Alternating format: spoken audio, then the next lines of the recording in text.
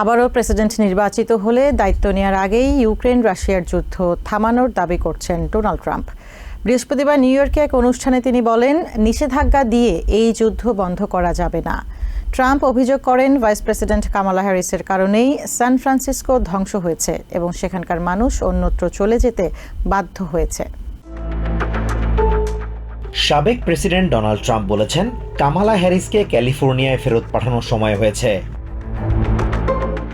বৃহস্পতিবার economic club of new York আয়োজিত এক অনুষ্ঠানে তিনি অভিযোগ করেন, কামালা হ্যারিস একা হাতে সান ফ্রান্সিসকোকে ধ্বংস করে দিয়েছেন।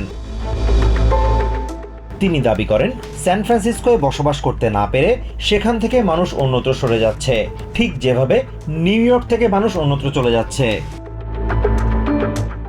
এ সময় ট্রাম্প দ্বিতীয় মেয়াদে প্রেসিডেন্ট হলে কি করবেন তার কিছু পরিকল্পনা তুলে ধরেন। বলেন, ইলন মাস্কের নেতৃত্বে গভর্নমেন্ট এফিসিয়েন্সি কমিশন গঠন করবেন তিনি। এরই মধ্যে ইলন মাস্ক তার এই পরিকল্পনার অংশ হতে রাজি হয়েছেন জানিয়ে তিনি বলেন, এই টাস্ক ফোর্স আর্থিক জালিয়াতি প্রতিহত করতে ভূমিকা রাখবে। তিনি আবারও প্রেসিডেন্ট হলে রাশিয়ার উপর আরোপ করা নিষেধাজ্ঞার বিষয়ে কি সিদ্ধান্ত নেবেন, এক সাংবাদিকের এমন প্রশ্নের জবাবে ট্রাম্প সরাসরি কোনো উত্তর না দিয়ে বলেন, নিষেধাজ্ঞা যত কম ব্যবহার করা যায় ততই ভালো। তিনি দাবি করেন, নিষেধাজ্ঞার চেয়ে শুল্ক যুদ্ধবন্ধে বেশি কার্যকর, যা তিনি এর আগে কয়েকবারই প্রমাণ করেছেন। তিনি আবারও দাবি করেন, প্রেসিডেন্টের দায়িত্বে থাকলে ইউক্রেন রাশিয়া যুদ্ধ কখনোই হতে দিতেন না।